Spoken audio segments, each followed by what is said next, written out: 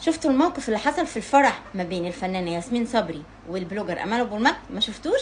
طب تعالوا هقول لكم. كان في فرح فيه مشاهير كتير، من ضمنهم الفنانه ياسمين صبري والبلوجر امال ابو المجد.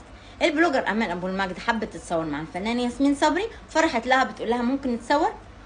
فياسمين صبري زي ما انتم شايفين كده في الفيديو عملت نفسها مش واخده بالها، وبتقول لها معاكي، وفضلت ماسكه التليفون ومش عايزه، وفضلت ماسكه التليفون وباصه فيه وما اتصورتش معاها.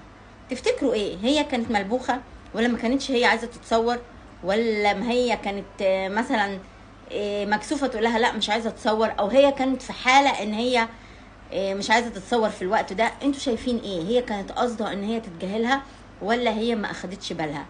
بس انا في حاجه عايزه اعلق عليها. او احنا ليه دايما كلنا ومنكم انا على فكره بنجري عشان نتصور مع المشاهير، ونضطر نحط نفسنا في مواقف بايخه، اللي يحرجنا واللي يضربنا بالقلم واللي يقول لا مش عايزه اتصور دلوقتي؟ طب وليه ما احنا نشوفهم وعادي، مش لازم نتصور، نطلب ان احنا نتصور معاهم، ممكن باي هاي سلام وخلاص.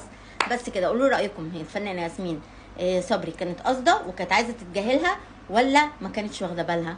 بس اكتبوا لي في الكومنتس. باي.